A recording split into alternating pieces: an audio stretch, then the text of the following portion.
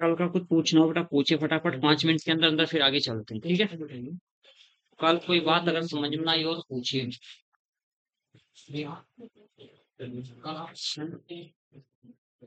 Gate चले गए थे, सीधे ऑन गेट खोल दे दीजिए, कोई नीचे जो है आ जाए।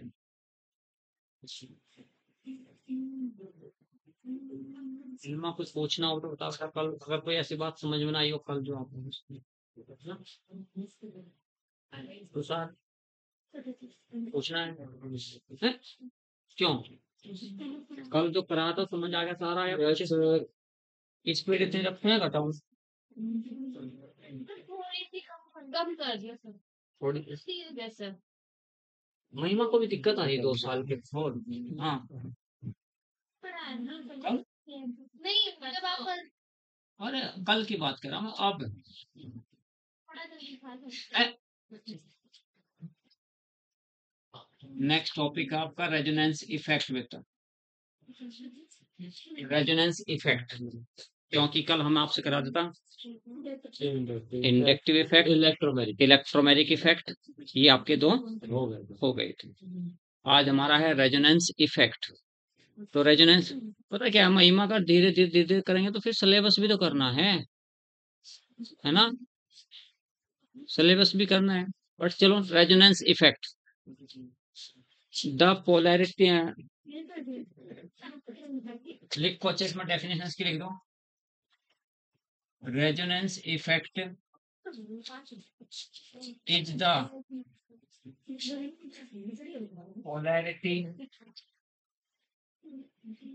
polarity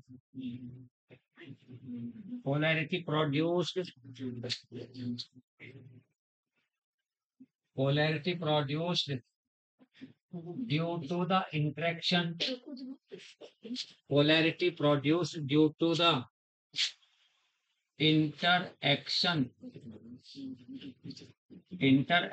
between a lone pair of electron,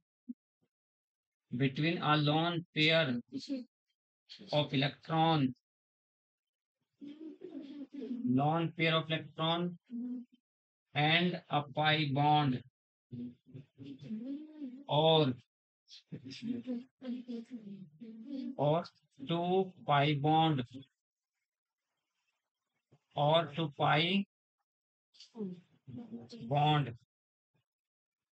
of adjacent atom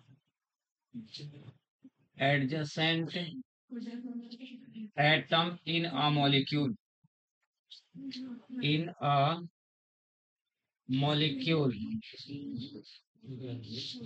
देखो मैं क्या कर रहा हूँ शुरू से ध्यान दो। Resonance effect is the polarity produced due to the interactions between a lone pair of electrons and a pi bond or two pi bond of adjacent atom in a molecule. किस किस के बीच में इंट्रैक्शंस होगा, यानी polarity produce होगी किस interaction से। Resonance effect is the polarity produced due to the interactions between a lone pair of electrons and a pi bond और two pi bonds of adjacent atom in a molecule. दो बात कही मैंने, पहली और से पहले वाली बात और के बाद वाली बात। देखिए क्या कहा, अगर यहाँ आपका CH2 double bond CH single bond OCH3 है बेटा, OCH3 ये एक मॉलिक्यूल है, इस मॉलिक्यूल्स में इंटरेक्शन किसके बीच में होगा, पाई बॉन्ड और lone pair of electrons of oxygen atom, pi bond और lone pair of electrons of the oxygen atom. अगर आप यहाँ से इस पेयर ऑफ इलेक्ट्रॉन्स को यहाँ ट्रांसफर करते हैं और यहाँ से यहाँ डिलोकलाइज होता है आपका पेयर ऑफ इलेक्ट्रॉन्स, जो आपका पाई बॉन्ड का जो पेयर ऑफ इलेक्ट्रॉन्स है, तो CH2 पे चार्ज कैसा होगा बेटा तुषार, इस CH2 पे charge negative, single bond CH हो जाएगा, डबल बॉन्ड O, चार्ज यहाँ पॉजिटिव हो गया, और ये आपका पेयर ऑफ इलेक्ट्रॉन्स नीचे झोंका त्यों। जब किसी मॉलिक्यूल्स में अपोजिट चार्ज के टू सेंटर डेवलप हो जाते हैं तो समझ लीजिए मॉलिक्यूल्स में क्या हो गया, पोलैरिटी प्रोड्यूस हो गई। तो यहाँ पोलैरिटी प्रोड्यूस हुई due to the interactions between the lone pair of electrons and the pi bond adjacent atom in a molecule of adjacent atom. ये एटम और ये एटम पास पास हैं, इसका पेयर ऑफ इलेक्ट्रॉन्स है, इसके पाई बॉन्ड के बीच में इंटरेक्शन हुआ इंटरेक्शंस के कारण पोलैरिटी प्रोड्यूस हुई, तो पेयर ऑफ इलेक्ट्रॉन्स और पाई बॉन्ड के बीच में इंटरेक्शंस के कारण जब पोलैरिटी प्रोड्यूस होगी, तो पोलैरिटी प्रोड्यूस होने के इफेक्ट को क्या कहते हैं हम? रेजोनेंस इफेक्ट कह रहे हैं। तो पहला पॉइंट आपको समझ आ गया, किस किस के बीच में इंटरेक्शंस हुआ? Lawn pair of electron and pi bond. Lawn pair of electrons और पाई बॉन्ड के बीच में इंटरेक्शन से पोलैरिटी प्रोड्यूस हुई। पोलैरिटी किसे कह रहे हो आप? अपोजिट चार्ज के टू सेंटर डेवलप होने को ही पोलैरिटी कह रही है। उसके बाद दूसरी बात क्या कहा आपसे, इधर देखो दूसरा point, CH2 double bond CH single bond CH double bond आपका CH2। अगर ये मैं यहाँ के, यानी अगर आप डिस्प्लेसमेंट पाई इलेक्ट्रॉन्स का यहाँ से यहाँ करते हैं तो इस पर चार्ज पॉजिटिव, तो इस पर चार्ज नेगेटिव, और उसके बाद दोनों पाई इलेक्ट्रॉन्स यहाँ से यहाँ ट्रांसफर करते हैं, तो ऐसा करने पर आप बताइए क्या होगा? इस पे चार्ज आपका पॉजिटिव हो जाएगा, सिंगल बॉन्ड आपका CH हुआ, डबल बॉन्ड CH हुआ, सिंगल बॉन्ड आपका CH2 नेगेटिव हो गया। तो पोलैरिटी प्रोड्यूस्ड होगी दोनों मॉलिक्यूल्स में। कैसे कैसे हुई? पहले वाले मॉलिक्यूल्स में इंटरेक्शंस हुआ किस किस के बीच में? Pi bonds and lawn pair of electrons. दूसरे मॉलिक्यूल्स में इंटरेक्शंस किस किस के बीच में हुआ? दोनों ही पाई बॉन्ड के बीच में। तो resonance effect is the polarity produced due to the interactions between a lone pair of electrons and pi bond। यहाँ lone pair of electrons और pi bond के बीच में इंटरेक्शन हुआ, यहाँ दोनों pi bond के बीच में इंटरेक्शन हुआ। तो यानी पोलैरिटी प्रोड्यूस होने का जो इफेक्ट है उसको क्या करें आप? Resonance effect. बताओ फटाफट समझ में आओ। रेजोनेंस इफेक्ट आपको पता चला कि ठीक है जी, 2 पॉइंट आप लिखवा रहे हो। Resonance effect is the polarity produced due to interactions between a lone pair of electrons and a pi bond, or between two pi bond of adjacent atom in a molecule। Between pi bonds of adjacent atom in a molecule। Clear हुई बात? तो resonance effect किसे कहते हैं समझ गए आप? यानी किसी भी मॉलिक्यूल्स में पोलैरिटी प्रोड्यूस जब होगी, और पोलैरिटी प्रोड्यूस कब होगी रियान? जब हम, यानी जब लॉन पेयर ऑफ इलेक्ट्रॉन्स और पाई बॉन्ड के बीच में इंटरेक्शंस हो, या दो पाई बॉन्ड के बीच में इंटरेक्शंस हो। तो interactions between the lone pair of electrons and the pi bond and between two pi bond। Clear हुई बात ये? नेक्स्ट देखते हैं टाइप्स ऑफ रेजोनेंस इफेक्ट। दूसरा पॉइंट इसमें है टाइप्स ऑफ, तुषार क्लियर है? आगे दोबारा बताऊं? ठीक है, टाइप्स ऑफ रेजोनेंस इफेक्ट बेटा। Type of resonance effect. Resonance effect 2 types के होते हैं। There are 2 types of resonance effect. पहला पॉइंट आपका है प्लस आर, यानी positive resonance effect. Positive resonance effect.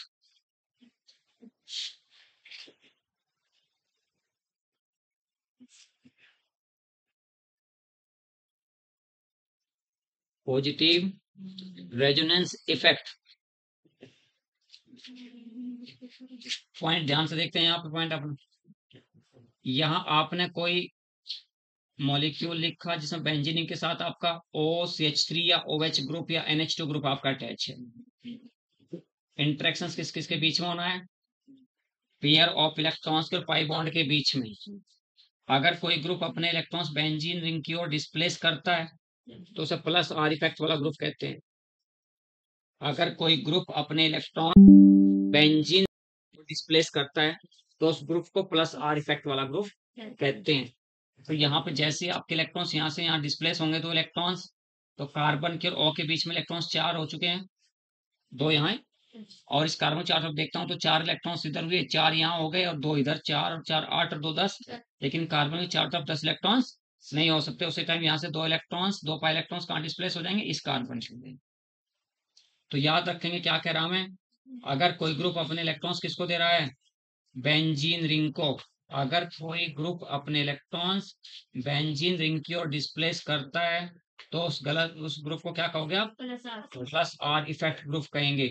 तो ये प्लस आर इफेक्ट ग्रुप कहलाया कौन? OH group. आप यहाँ के 2 इलेक्ट्रॉन्स फिर आपने इसके बीच में डिस्प्लेस किया और यहाँ के 2 इलेक्ट्रॉन्स आपके यहाँ।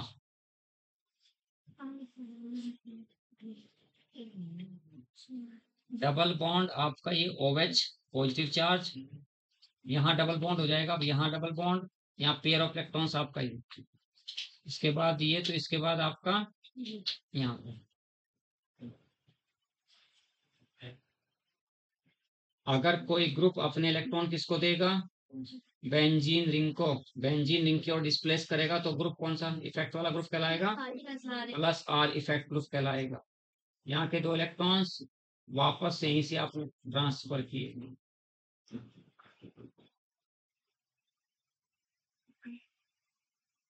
ये आपका OH बन क्लियर हुई बात। तो प्लस आर इफेक्ट ग्रुप आपके हो गया, क्या होता है प्लस आर इफेक्ट ग्रुप, जो भी होगा यानी those group which release electrons towards the benzene ring known as the plus R effect group. Those group which release the electrons towards the benzene ring known as the plus R effect group, यानी जो भी group अपने electrons किसकी ओर release कर देगा, benzene ring की ओर, उसे plus R effect group कहते हैं। तो सार क्लियर है बेटा। तो जो भी ग्रुप अपने इलेक्ट्रॉन्स बेंजीन रिंग की ओर डिस्प्लेस करेगा, है ना, उसे आप क्या कहेंगे, प्लस आर इफेक्ट ग्रुप कहेंगे। तो प्लस आर इफेक्ट वाले ग्रुप कौन कौन से होते हैं, देखो ध्यान से, कौन कौन से होते हैं plus R effect group. Plus R effect group कौन कौन से होंगे,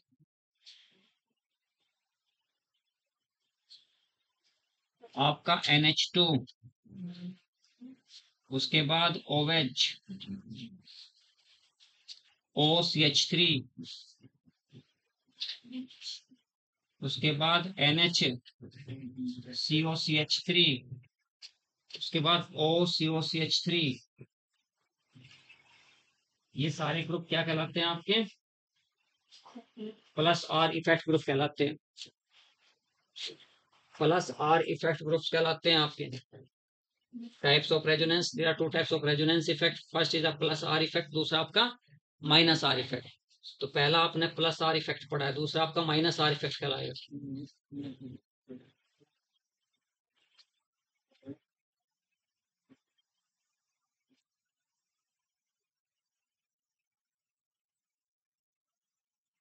प्लस आर इफेक्ट ग्रुप जो होता है आपका, plus R effect group called is called की जगह मैं इक्वल करता हूं, is called activating group, activating group. Plus R effect जो ग्रुप होगा, यहाँ GRP लिख रहा हूं मैं, ग्रुप को शॉर्ट में GRP लिख रहा हूं। Plus R effect group is equal to activating group कहलाता है। प्लस आर इफेक्ट ग्रुप आपका क्या लगेगा, electron releasing group, electron releasing group कहलाया बेटा आपका ये। Plus R effect group is called activating group, plus R effect group is called electron releasing group. ये एक्टिवेटिंग ग्रुप का मतलब क्या हुआ, एक्टिवेटिंग ग्रुप कहलाता है। प्लस आर इफेक्ट ग्रुप को क्या कहते हैं हम, एक्टिवेटिंग ग्रुप कहते हैं। तो इस एक्टिवेटिंग ग्रुप का मतलब क्या हुआ, देख के बताओ मुझे। यानी एक तो प्लस आर इफेक्ट ग्रुप आपका, plus R effect group is called activating group, plus R effect group है is called electron releasing group, plus R effect group is equal to ortho para director. तो ये 3 बात याद रखते हैं केवल plus R effect group की। जितने भी प्लस आर इफेक्ट शो करेंगे ग्रुप को क्या कहलाएंगे, आपके एक्टिवेटिंग ग्रुप कहलाएंगे। जो भी प्लस आर इफेक्ट ग्रुप है वो आपके इलेक्ट्रॉन रिलीजिंग ग्रुप कहलाएंगे। जो प्लस आर इफेक्ट ग्रुप हैं, प्लस आर इफेक्ट जो ग्रुप हैं वो आपका क्या कहलाते हैं, ortho and para director, ortho and para director कहलाते हैं, ऑर्थो एंड पैरा डायरेक्टर। तो प्लस आर इफेक्ट ग्रुप आपके कैसे होते हैं, एक्टिवेटिंग ग्रुप होते हैं। प्लस आर इफेक्ट ग्रुप आपके इलेक्ट्रॉन रिलीजिंग ग्रुप होते हैं। प्लस आर इफेक्ट ग्रुप आपके क्या कहलाते हैं, ऑर्थो पैरा डायरेक्टर। इन तीनों बात को समझ।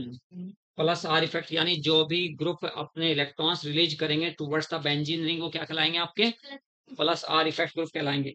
प्लस आर इफेक्ट शो करने वाले ग्रुप क्या क्या कहलाते हैं, इलेक्ट्रॉन रिलीजिंग ग्रुप कहलाते हैं। तो यहीं से पता चला, क्योंकि इलेक्ट्रॉन रिलीज कर रहे हैं टुवर्ड्स द बेंजीन रिंग। और प्लस आर इफेक्ट वाले ग्रुप क्या कहलाते हैं, ऑर्थो एंड पैरा डायरेक्टर कहलाते हैं। ऑर्थो एंड पैरा डायरेक्टर कैसे,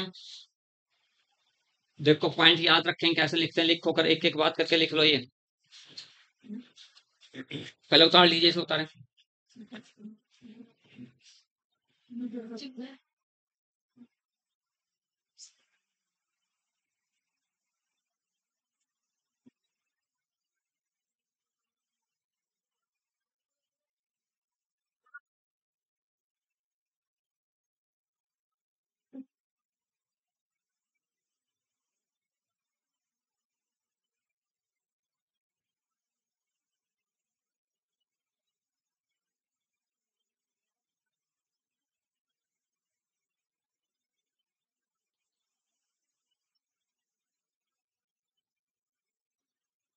ठीक है भाई महिमा, क्या क्या काम है देखो पॉइंट फटाफट। देखो पॉइंट में क्या कह रहा हूँ, प्लस आर इफेक्ट ग्रुप आपके कहलाते हैं ऑर्थो एंड पैरा डायरेक्टर ना। क्यों कहलाते हैं? क्योंकि जब भी कोई न्यू इनकमिंग ग्रुप आएगा तो कहाँ अटैक करेगा? ऑर्थो और पैरा पोजीशन पर। मैं क्या कहता हूँ, अगर इन तीनों स्ट्रक्चर्स को मैं एज्यूम कर लेता हूँ किसी एक स्ट्रक्चर में, इन तीनों को जैसे यहाँ पर मैं एक स्ट्रक्चर में एज्यूम करता हूँ तीनों बात को एक ही जगह, तीनों बात को एक जगह एज्यूम करने का मतलब है कि ऐसा पॉसिबल तो नहीं है, लेकिन एज्यूम कर रहा हूँ कि यहाँ आपका OH ग्रुप जुड़ा हुआ है। और एज्यूम करने का मतलब है कि एक बार पेयर ऑफ इलेक्ट्रॉन्स रेजोनेंस के दौरान यहाँ आया, पेयर ऑफ इलेक्ट्रॉन्स रेजोनेंस के दौरान यहाँ आया, पेयर ऑफ इलेक्ट्रॉन्स रेजोनेंस के दौरान यहाँ आया। अब अगर ये इलेक्ट्रोफिलिक सब्स्टिट्यूशन रिएक्शंस में इलेक्ट्रोफाइल अटैक करता है, in the case of electrophilic substitution reactions electrophile attack on the benzene ring, तो यहाँ पर इलेक्ट्रोफाइल कहाँ कहाँ अटैक कर सकता है? जहां जहां पर रेजोनेंस के दौरान नेगेटिव चार्ज आया, क्योंकि इलेक्ट्रोफाइल के पास इलेक्ट्रॉन्स की कमी है, और जहां जहां से electron density high electron density नजर आएगी वहां पर ही क्या करेगा? अटैक कर जाएगा। तो यहाँ पर कितनी जगह अटैक कर सकता है इलेक्ट्रोफाइल आपका? 3 जगह अटैक कर सकता है, या तो यहाँ या फिर आपका पैरा पे। यानी अगर दो सबस्टिट्यूएंट एक दूसरे से 1-2 पोजिशन पे है तो क्या कहलाते हैं हमें? ऑर्थो। अगर दो ग्रुप किसी यानी किसी सब्सटेंस में किसी कंपाउंड में दो ग्रुप एक दूसरे से 1-2 पोजिशंस पर है, क्या कहलाते हैं? पैरा। तो ये वाली बात और ये वाली बात तो सेम है, पहले वाली बात और ये वाली बात तो दोनों क्या है? ये सेम है। तो किसी एक को लिखते हैं, बार बार थोड़ा लिखते हैं, किसको अलग से लिखेंगे इसको अलग से लिखेंगे, ऐसा थोड़ा लिखते हैं, बार बार नहीं लिखना। ये और ये दोनों सेम है, ये अलग है, तो इसको भी आप क्या कहते हैं? ऑर्थो प्रोडक्ट कहलाती है। ये भी क्या कहलाती है? ऑर्थो प्रोडक्ट कहलाती है। और ये बीच वाली क्या कहलाती है? पैरा प्रोडक्ट कहलाती है। तो आपको पता चला कि OH जो ग्रुप आपका है जो पहले से ही बेंजीन पे जुड़ा हुआ है वो डायरेक्टर कहलाता है ऑर्थो एंड पैरा डायरेक्टर, क्योंकि इसका काम है न्यू इनकमिंग ग्रुप को डायरेक्शन देना। अगर कोई अपने रूम में पहले से बैठा है और वो कहता है कि हवा सीट बताता है कि यहाँ बैठिए, तो इसका मतलब डायरेक्शन दे रहा है आप बैठाने के लिए कि आप यहाँ बैठ सकते हो, यहाँ बैठ सकते हैं। तो डायरेक्शंस देने वाला कौन हुआ? OH ग्रुप डायरेक्शन दे रहा न्यू इनकमिंग ग्रुप को। तो नया आने वाला ग्रुप कहाँ कहाँ अटैच हो सकता है, ये बात आपको दिखा यहाँ पर, यहाँ पर। ये वाली पोजीशन और ये वाली पोजीशन सेम है, इससे ये दूसरे नंबर पे है, इससे ये दूसरे नंबर पे है, तो दोनों मतलब ऑर्थो हैं। इधर लिखें चाहे यहाँ पर अटैच, यानी ये वाली बात और ये वाली बात सेम है। और बीच में अगर यहाँ पर अटैक करता है इलेक्ट्रोफाइल, इसको कहते हैं पैरा। तो डायरेक्टर कौन कहलाता है? जो बेंजीन में पहले से जो ग्रुप प्रेजेंट है वो डायरेक्टर कहलाता है, क्योंकि वो डायरेक्शंस देगा न्यू इनकमिंग ग्रुप को। वो बताएगा कि तुम्हें आपका नया जो ग्रुप है वो कहाँ कहाँ अटैच हो सकता है, ये बात बताई है इस OH ग्रुप ने। और ये एक्टिवेटिंग, ये तो पता होगा कि ऑर्थोपैरा डायरेक्टर क्यों कहलाए, है ना? प्लस आर इफेक्ट ग्रुप जो कहलाते हैं ऑर्थोपैरा डायरेक्टर कहलाते हैं, क्योंकि वे न्यू इनकमिंग ग्रुप को डायरेक्शन देते हैं कहाँ कहाँ पर? ऑर्थो एंड पैरा पोजिशंस पर देते हैं। तो ये तो बात हुई ये। उसके बाद एक बात कही इलेक्ट्रॉन रिलीजिंग ग्रुप। तो इलेक्ट्रॉन रिलीजिंग ग्रुप तो आप खुद देख रहे हो कि इलेक्ट्रॉन रिलीज करते हैं towards the benzene ring. Those group which release electrons towards the benzene ring known as the electron releasing group. ये बात सिंपल हुई, क्योंकि सबको पता है यहाँ पर इसने क्या किया, इसने इलेक्ट्रॉन को रिलीज किया। OH ग्रुप ने इलेक्ट्रॉन रिलीज किया किस पर? बेंजीन रिंग की ओर। बेंजीन रिंग की ओर इलेक्ट्रॉन रिलीज कर रहा तो क्या कहलाया? OH group electron releasing group कहलाया। OH इलेक्ट्रॉन रिलीजिंग ग्रुप है, ये बात पता चल गया आपको। OH ग्रुप ऑर्थोपैरा डायरेक्टर, इस बात का पता चल गया। फिर एक बात कही कि OH group is activating group. OH group is activating group. Those group which activate the benzene ring towards the electrophilic substitution reaction. लिखो ऑर्थोपैरा डायरेक्टर की बात उतारो पहले, तो वहां से किसको कहते हैं? Ortho para director. पता चल गया आपको, उतारिए उस बात को। Ortho para director plus R effect group है, plus R effect group is called ortho para director ना। ऑर्थोपैरा डायरेक्टर कहलाते हैं।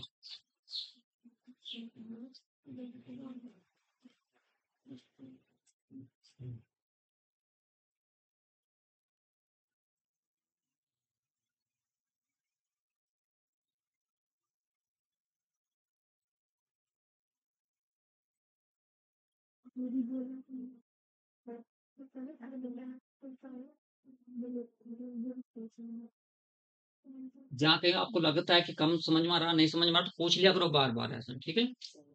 जहां भी तुम्हें लगता है कि ये बात समझ नहीं आई तो उसे एक बार रिपीट पूछ लिया करो कि हाँ सर ये कैसे हो गया, कहाँ से। मैंने सिर्फ क्या कहा, प्लस आर इफेक्ट ग्रुप के केस में क्या ऐसे याद रखा करते हैं, ऐसे लिख लिया करते हैं कि ये 3 केस ऐसे शो करता है। पहला ग्रुप आप पहला पॉइंट हो गया प्लस आर इफेक्ट ग्रुप, इसको एक्टिवेटिंग ग्रुप कहलाते हैं। क्यों कहलाते हैं, बात अभी लिखवा रहा हूँ। दूसरी बात, plus R effect group electron releasing group होते हैं, पता चल गया आपको, इलेक्ट्रॉन रिलीज करें टुवर्ड्स द बेंजीन रिंग। तीसरी बात क्या हुई, प्लस आर इफेक्ट ग्रुप क्या कहते हैं, ऑर्थोपैरा डायरेक्टर कहलाते हैं। ऑर्थोपैरा डायरेक्टर का आपको पता चल गया कि जो बेंजीन का ग्रुप पहले से अटैच है वही डायरेक्शंस देगा न्यू इनकमिंग ग्रुप को। तो नए आने वाले ग्रुप को कहाँ कहाँ कहता है कि ऑर्थो पोजिशंस पर अटैच हो या पैरा पोजिशंस पर अटैच हो। तो तीनों ये बात जो है इनके बारे में आपको पता करना था कैसे कैसे।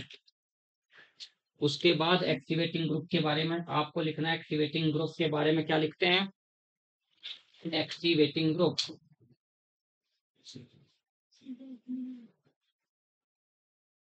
Activating group, those group which activate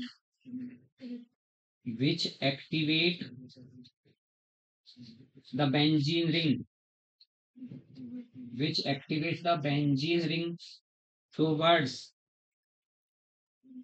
electrophilic substitution reaction are called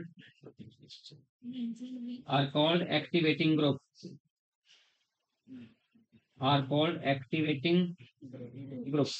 जो ग्रुप बेंजीन रिंग को इलेक्ट्रोफिलिक सब्स्टिट्यूशन रिएक्शंस के सापेक्ष एक्टिवेट कर देते हैं। एक्टिवेट क्या कर देते हैं, क्योंकि इलेक्ट्रोफाइल वहां अटैक करेगा जहां हाई इलेक्ट्रॉन डेंसिटी का साइट होगा। हाई इलेक्ट्रॉन डेंसिटी साइट पर इलेक्ट्रोफाइल अटैक करता है। तो हाई इलेक्ट्रॉन डेंसिटी की साइट बनाना कौन बना रहा है, OH ग्रुप बना रहा है। कहाँ का, यहाँ 3 जगह बनाता है ये। तो एक्टिवेट किसने किया बेंजीन को, OH ग्रुप ने। OH ग्रुप यहाँ सीधा सा पता चला आपको, those group which activate the benzene ring towards electrophilic substitution reactions are called activating group. क्योंकि यहाँ इसका अटैक इजी हो जाता है, इलेक्ट्रोफाइल का अटैक बेंजीन रिंग पर इजीली हो जाता है। और इजी कराता कौन है, OH ग्रुप कराता, क्योंकि OH ग्रुप का काम क्या है, इलेक्ट्रॉन डेंसिटी बेंजीन रिंग पर बढ़ाना। जैसे ही बेंजीन रिंग पर इलेक्ट्रॉन डेंसिटी बढ़ेगी तो इलेक्ट्रोफाइल इजीली अटैक कर जाएगा, इलेक्ट्रोफाइल इजीली अटैक कर जाएगा। तो यहाँ आपको पता चला कि वे ग्रुप जो बेंजीन रिंग को which activate the benzene ring, which activate लिखेंगे, activate those group which activate the benzene ring towards electrophilic substitution reaction are called activating group. Clear ये बात है।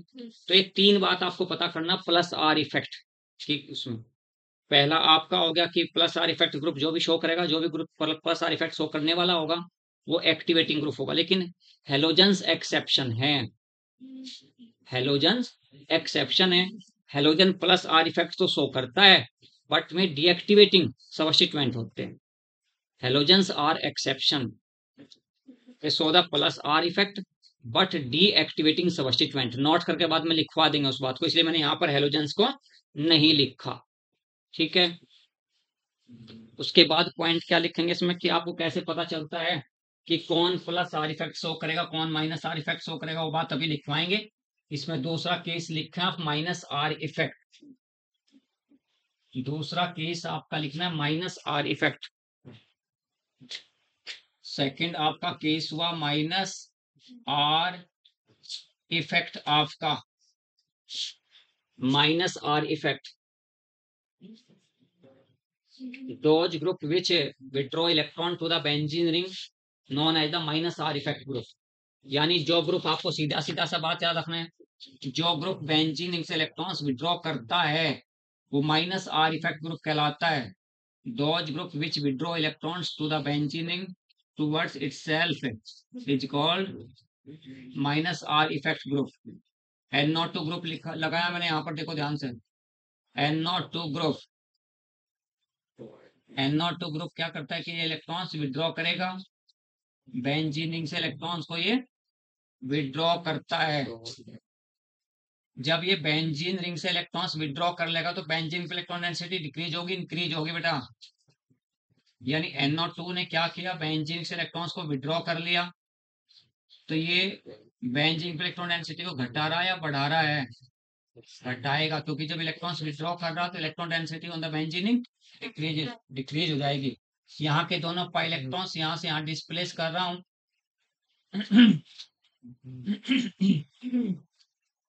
ये डबल बॉन्ड, ये डबल बॉन्ड, ये आपका पॉजिटिव चार्ज, ये आपका डबल बॉन्ड,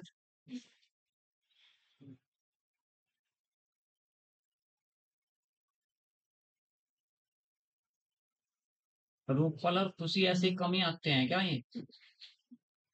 या आज ही नहीं आई दोनों? हैं? महिमा ये छुट्टी ज्यादा मारती हैं क्या? नहीं, परसों नहीं आई थी, कल आई थी, है ना? अच्छा अच्छा।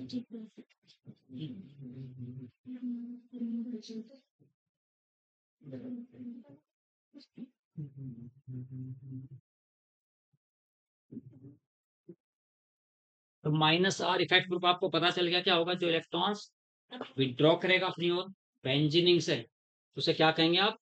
माइनस आर इफेक्ट ग्रुप कहलाएगा। तो माइनस आर इफेक्ट ग्रुप क्या कहलाएगा आपका? यहाँ जैसे तीन बात याद रखी, तो ऐसे यहाँ तक याद रखेंगे तीनों बात। माइनस आर इफेक्ट ग्रुप को क्या कहेंगे आप? इलेक्ट्रॉन विड्रॉइंग ग्रुप कहेंगे। Minus R effect group is called electron withdrawing group. ये इलेक्ट्रॉन विड्रॉ कर रहा है किससे? बेंजीन रिंग से। इलेक्ट्रॉन विड्रॉइंग ग्रुप कहलाया। माइनस आर इफेक्ट ग्रुप क्या कहलाएंगे? माइनस आर इफेक्ट ग्रुप कहते हैं डीएक्टिवेटिंग ग्रुप। Deactivating group. इस बात को आप बताओ कि डीएक्टिवेटिंग ग्रुप क्यों कहलाए? माइनस आर इफेक्ट ग्रुप आपके कहलाता है मेटा डायरेक्टर। क्या कहलाएगा ये? Meta director. यानी न्यू इनकमिंग ग्रुप को कहां पर डायरेक्शन देगा ये? मेटा पोजिशन पर। मेटा पोजिशन किसे कहते हैं? 1/3 पोजिशन को मेटा पोजिशन कहते हैं। 1 2 को ऑर्थो, 1 4 को। if two substituents are attached at 1 2 positions to each other known as the ortho product. If two substituents attach at 1/4 positions to each other known as the para product. अगर दो substituents एक दूसरे से 1/3 position पे है तो उसे क्या कहते हैं? Meta director. यहाँ देखिए ध्यान से, इन तीनों स्ट्रक्चर्स को आप एज्यूम कर रहे हैं किसी एक जगह। तीनों स्ट्रक्चर्स को एज्यूम करते हैं ऐसे आप। ये आपका NO2 ग्रुप ऑलरेडी लगा हुआ है। रेजोनेंस के दौरान एक बार यहाँ पॉजिटिव चार्ज आया था, एक बार यहाँ पॉजिटिव चार्ज आया था, एक बार यहाँ पर पॉजिटिव चार्ज आया था। तो इलेक्ट्रोफाइल कहाँ अटैक करेगा? जहां पॉजिटिव चार्ज है तुषार, क्या इलेक्ट्रोफाइल वहां अटैक कर जाएगा? नहीं करेगा वहां पर अटैक। क्यों नहीं करेगा? पॉजिटिव चार्ज के बीच में क्या होगा? रिपल्शन।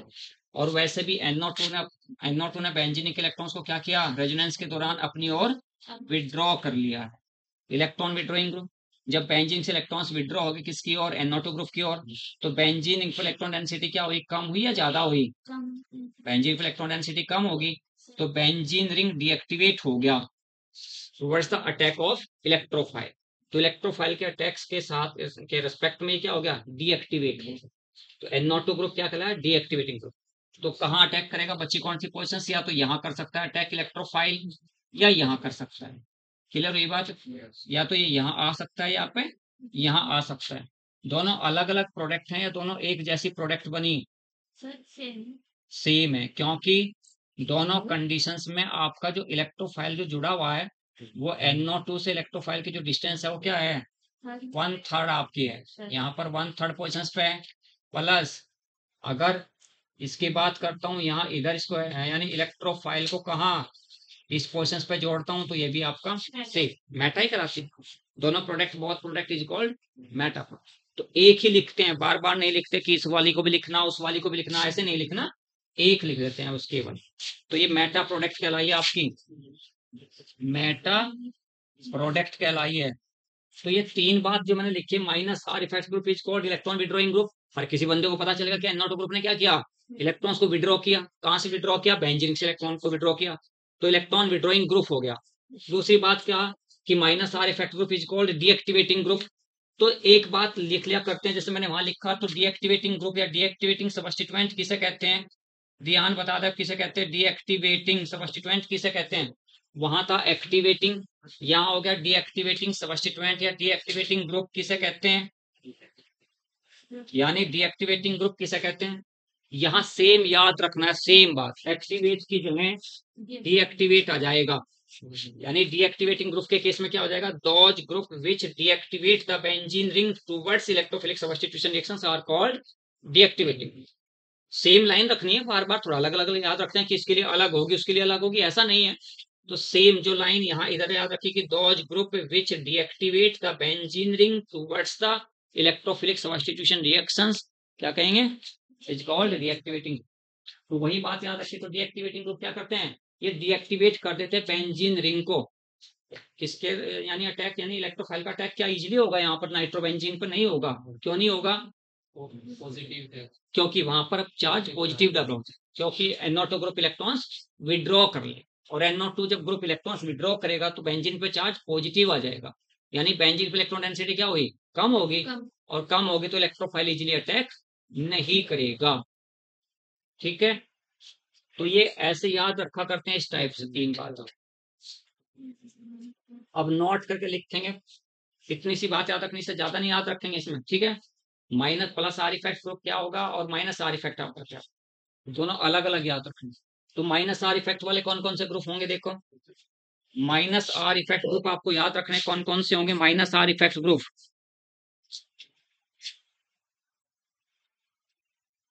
बताओ अगर किसी को पता है कि माइनस आर इफेक्ट यानी कौन कौन से group minus R effect show करेंगे। माइनस आर इफेक्ट ग्रुप कौन कौन से होंगे बताओ अगर किसी को पता है तो। जैसा आपका NO2 हो गया, उसके बाद आपका CHO हो गया, उसके बाद आपका SO3H हुआ, COCl हुआ, ये सारे आपके COOH हो गया, CONH2 हुआ, CONH2 हो गया, COCH3 हुआ, COCH3, CN हो गया, ये सब क्या शो करेंगे, minus R effect group show करेंगे। सर जी ऐसी क्या प्रॉपर्टी है जो यही शो करेंगे। हाँ, नोट्स करके बता देते हैं वो प्रॉपर्टी क्या है, कौन से ग्रुप आपके प्लस आर इफेक्ट शो करेंगे, कौन सा आपके माइनस आर इफेक्ट शो करेंगे। ठीक है, लिखेंगे।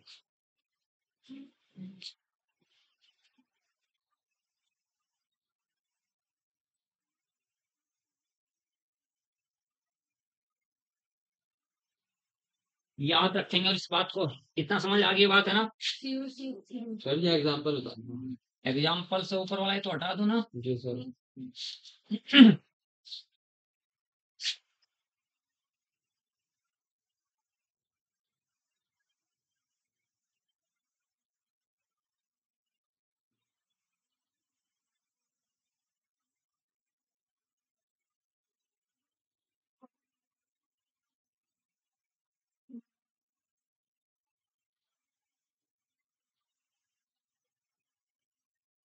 एक भाई तुषार आप पूछना चाह रहे कैसे याद रखेंगे कि माइनस आर इफेक्ट ग्रुप कौन से होंगे।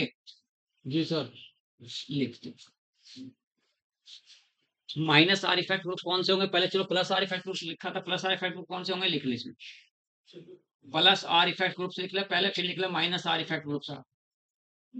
कि आपको कैसे पता चला कि कौन सा ग्रुप आपका प्लस आर इफेक्ट शो करेगा और कौन सा ग्रुप आपका माइनस आर इफेक्ट शो करेगा।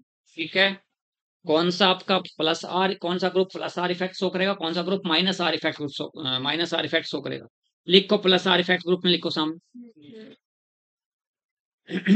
ग्रुप वैसे लिखो, मिक्स लैंग्वेज में लिखो ऐसे, ग्रुप का जो एटम बेंजीनिंग से अटैच होता है, ग्रुप का जो एटम, ग्रुप का जो एटम बेंजीन रिंग से अटैच होता है, यदि उस एटम पर, यदि उस एटम पर पॉजिटिव चार्ज, यदि उस एटम पर पॉजिटिव चार्ज या डबल बॉन्ड नहीं है या पाई बॉन्ड नहीं है, ऐसे लिखें, पॉजिटिव चार्ज या पाई बॉन्ड नहीं है, नहीं है, तो वह group plus R effect show करेगा, तो वह group plus R effect show करेगा, है ना। एक बार शुरू से बोलता हूँ, ग्रुप का जो एटम बेंजीनिंग से जुड़ा होता है, यदि उस पर पॉजिटिव चार्ज या पाई बॉन्ड नहीं है, उस पर पॉजिटिव चार्ज या पाई बॉन्ड नहीं है, तो वह प्लस आर इफेक्ट शो करेगा, तो वह प्लस आर इफेक्ट शो करेगा। क्लियर होगी बात? दूसरे में लिखो माइनस आर इफेक्ट वाले केस में लिखो माइनस आर इफेक्ट ग्रुप लिखो। ग्रुप का जो एटम बेंजीन रिंग से जुड़ता है, ग्रुप का जो एटम बेंजीन रिंग से जुड़ता है, ग्रुप का जो एटम बेंजीन रिंग से जुड़ता है, यदि उस एटम पर पॉजिटिव चार्ज या पाई बॉन्ड है, पॉजिटिव चार्ज या पाई बॉन्ड है, तो वह माइनस आर इफेक्ट शो करेगा। पॉजिटिव चार्ज या पाई बॉन्ड है, पॉजिटिव चार्ज या पाई बॉन्ड है, तो वह माइनस आर इफेक्ट शो करेगा। तो सर क्या बात कह रहा हूं मैं कह रहा हूं कि ग्रुप का जो एटम बेंजीन से जुड़ता है, यदि उस एटम पर न तो पॉजिटिव चार्ज हो ना उस पर पाई बॉन्ड हो, तो प्लस आर इफेक्ट शो करेगा। देखिए मैं क्या कर रहा हूं, अगर मैं यहाँ बेंजीन रिंग से OCH3 जोड़ रहा हूँ, OCH3, क्या O एटम जुड़ा हुआ ग्रुप का पूरा ग्रुप तो ये हुआ, पूरा ग्रुप OCH3 हुआ, और OCH3 में OCH3 का O जुड़ा हुआ किससे? बेंजीन रिंग से O जुड़ा हुआ है। यदि O पर पॉजिटिव चार्ज या पाई बॉन्ड नहीं है तो क्या शो करेगा? वो प्लस आर इफेक्ट शो करेगा। तो यहाँ पर इस पे है कहीं कोई पाई बॉन्ड या पॉजिटिव चार्ज O के पास तो नहीं है, तो ये प्लस आर इफेक्ट शो करेगा। Show the plus R effect. समझ आए क्या बात है? Yes sir. तो इसको याद रखना कि यहाँ show the plus R effect. अगर यहाँ पर मैं ये लिखता हूँ, ये प्लस आर इफेक्ट शो करेगा या माइनस आर इफेक्ट शो करेगा, इसे बताओ क्या शो करेगा? ये OCO-CH3 ये ग्रुप मैंने लिखा है, तो माइनस आर इफेक्ट शो करेगा या प्लस आर इफेक्ट शो करेगा? Minus R. कैसे? मैंने क्या कहा, ग्रुप का जो एटम बेंजीन से जुड़ता है, तो यहाँ ग्रुप का कौन सा एटम बेंजीन से जुड़ा हुआ? ग्रुप का O एटम बेंजीन से जुड़ा हुआ है। जब O एटम बेंजीन से जुड़ा तो O के पास तो न तो कहीं पॉजिटिव चार्ज है न कहीं पाई बॉन्ड है। इससे अगले पे पाई बॉन्ड है तो होने दो, उससे क्या फर्क पड़ रहा है? इससे अगले एटम पर पाई बॉन्ड है तो होने दो, उससे क्या फर्क पड़ता है? लेकिन जो एटम ग्रुप का जो एटम बेंजीन से डायरेक्टली अटैच है, उस पर ना तो पॉजिटिव चार्ज है और ना उस पर पाई बॉन्ड है, तो क्या सा इफेक्ट शो करेगा? वो प्लस आर इफेक्ट शो करेगा। तो ये भी प्लस आर इफेक्ट शो करेगा। कौन सा इफेक्ट शो करेगा? Plus R. अगर बाई चांस कहीं ऐसे लिखा हुआ, ये ग्रुप आपका ऐसे लिखा हुआ, N के साथ एक H यहाँ लिखा, COCH3 ये लिखा हुआ है आपके पास, तो ये प्लस आर शो करेगा माइनस आर शो करेगा? Minus R. हाँ, ऐसे क्यों सोचते हो माइनस आर? सीधा देखो ना कि ग्रुप का कौन एटम जुड़ा हुआ है बेंजीन से? नाइट्रोजन जुड़ रहा है यहाँ पर। जब नाइट्रोजन जुड़ रहा है तो नाइट्रोजन पे तो पाई बॉन्ड नहीं है, नाइट्रोजन पे तो पॉजिटिव चार्ज नहीं है। जब इसमें ना पॉजिटिव चार्ज है ना आपका यहाँ पाई बॉन्ड है, इसके N के चारों तरफ देखते हैं, इधर भी सिंगल बॉन्ड है, इधर भी सिंगल बॉन्ड है, इधर भी सिंगल बॉन्ड है, पाई बॉन्ड तो कहीं आया ही नहीं। जब तीनों तरफ सिंगल सिंगल बॉन्ड है तो क्या शो करेगा? प्लस आर इफेक्ट शो करेगा। तो इसलिए तो मिक्स लैंग्वेज, इसीलिए तो हिंदी में लिखवाई ये बात, ताकि आप लोग इसे लर्न करें। क्लियर होगी बात? ये भी प्लस आर इफेक्ट शो करेगा, ये भी प्लस आर इफेक्ट शो करेगा, ये भी प्लस आर इफेक्ट शो करेगा। अगर बाई चांस मैं आपसे कहता हूँ बेंजल्डिहाइड की बात करता हूँ, इधर देखिए अब आपसे क्या कह रहा हूं मैं, ये माइनस आर इफेक्ट वाले ग्रुप लिख रहा हूं। अब माइनस आर इफेक्ट ग्रुप्स कौन से आपके होंगे? माइनस आर इफेक्ट ग्रुप्स आपके, मैंने यहाँ CHO लिखा है, CHO को विद बॉन्ड लिखना होगा तो C डबल बॉन्ड, तो ये आपका H हो गया, CHO हो गया। CHO ग्रुप का कौन जुड़ा, कौन सा कार्बन यानी कौन सा एटम बेंजीन से जुड़ा हुआ? कार्बन एटम C जुड़ा हुआ है। C के पास क्या हो गया? पाई बॉन्ड हो गया। पाई बॉन्ड हो गया तो क्या होगा? ये माइनस आर इफेक्ट शो करेगा, और जो माइनस आर इफेक्ट शो करेगा वो बेंजीन से इलेक्ट्रॉन क्या करेगा? विड्रॉ करेगा। तो ये माइनस आर इफेक्ट शो कर रहा है, ठीक है। और अगर यहाँ पर कोई SO3H की बात करता हूं तो S double bond O double bond O single bond आपका OH हो गया, बेंजीन सल्फोनिक एसिड। तो बेंजीन सल्फोनिक SO3H ग्रुप का S जुड़ा हुआ किससे? बेंजीनिंग से। S के पास क्या हो गया? दो पाई बॉन्ड, एक लेफ्ट में राइट में दो पाई बॉन्ड हुए, तो दो पाई बॉन्ड होने पर क्या होगा? ये माइनस आर इफेक्ट। तो पता चलेगा कि माइनस आर इफेक्ट शो करता कौन सा? ठीक है। अब आप लिखेंगे which is more reactive. Questions में पूछ रहा हूँ ये प्लस आर इफेक्ट और माइनस आर इफेक्ट, क्लियर होगी बात? तो ये सर देखते अगर आपके पास कहीं ये वाला बताओ मुझे क्या शो करेगा, ये माइनस आर या प्लस आर शो करेगा?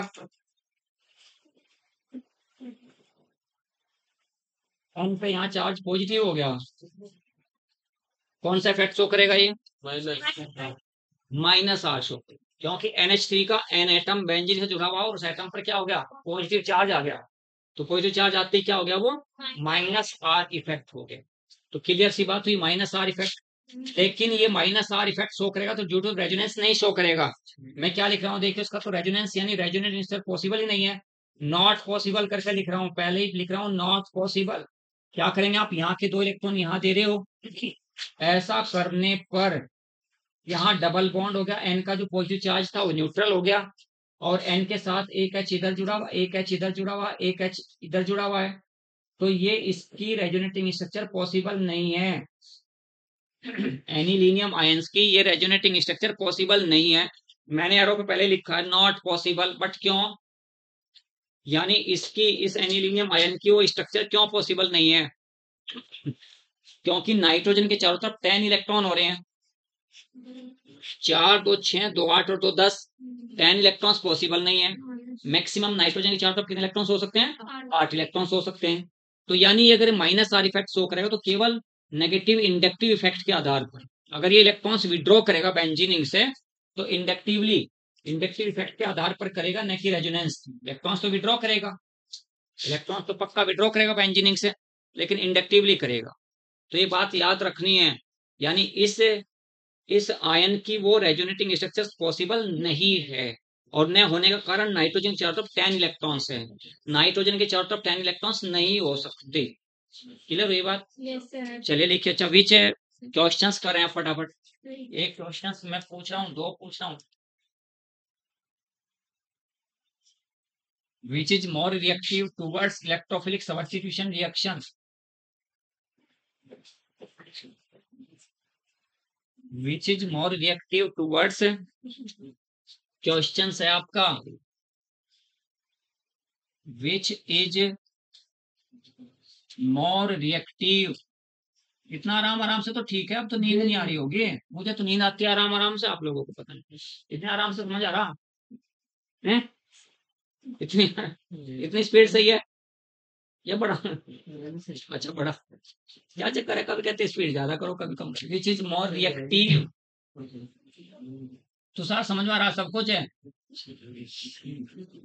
Which is more reactive towards electrophilic substitution reaction, यानी इलेक्ट्रोफिलिक सब्स्टिट्यूशन रिएक्शंस के रेस्पेक्ट में कौन सा सबसे ज्यादा एक्टिव है?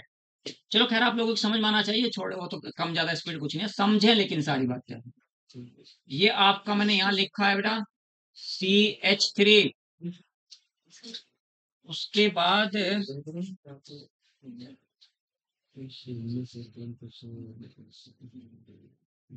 COCH3,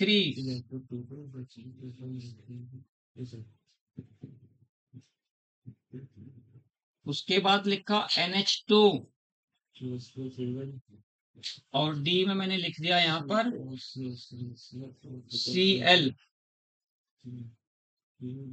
chlorobenzene.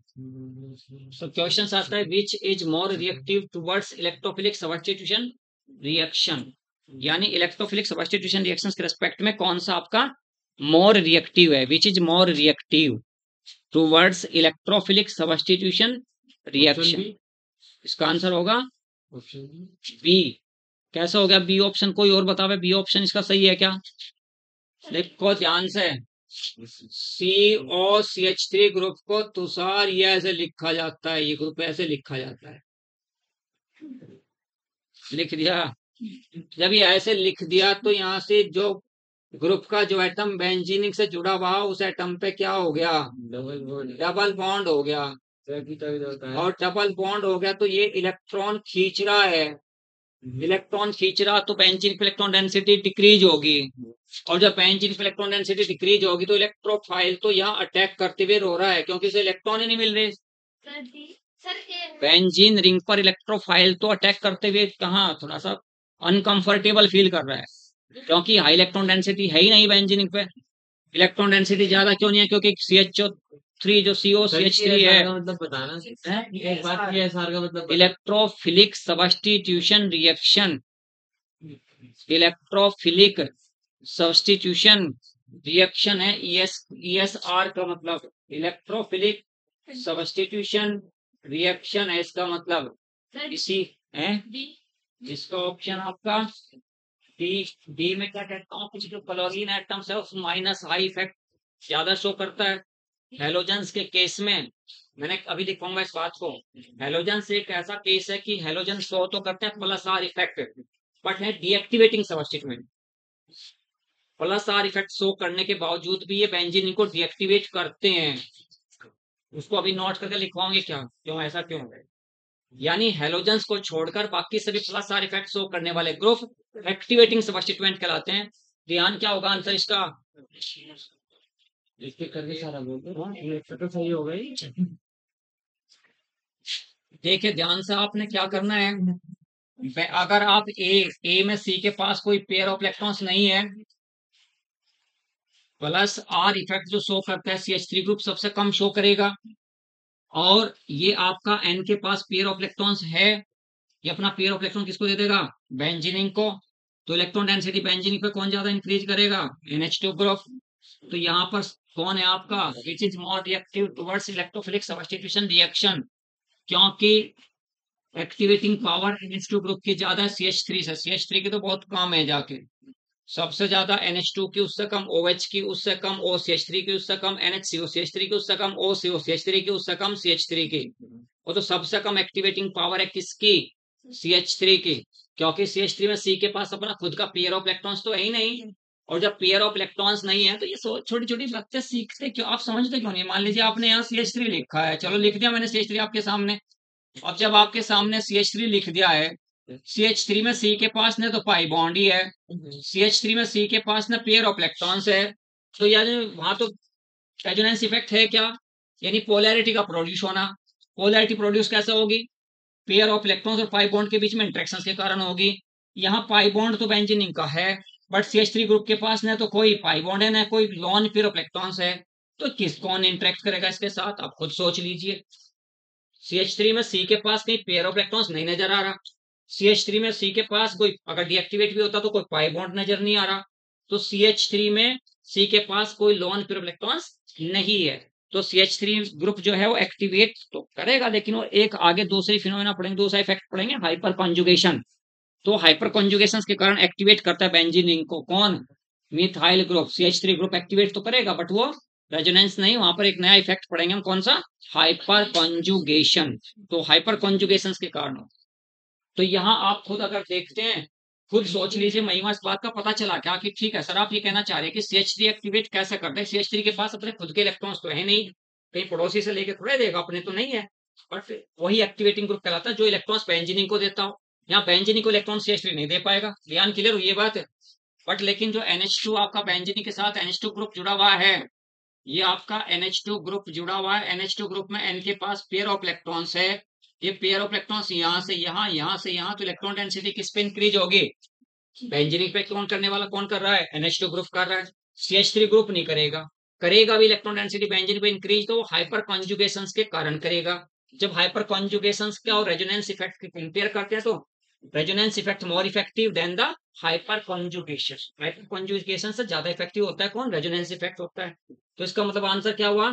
सी। ये भी विड्रॉइंग ग्रुप है, ये भी विड्रॉइंग ग्रुप है, ये रिलीजिंग ग्रुप है, ये रिलीजिंग ग्रुप है, बट रिलीजिंग पावर किसकी ज्यादा है? NH2 ग्रुप की रिलीजिंग पावर ज्यादा है।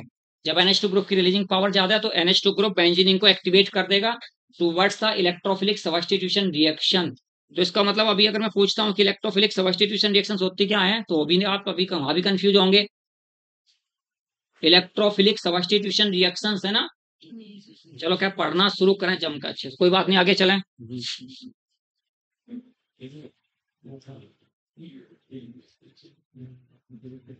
ऐसा क्वेश्चन आपके पास आ सकता है, which is more reactive towards electrophilic substitution reaction.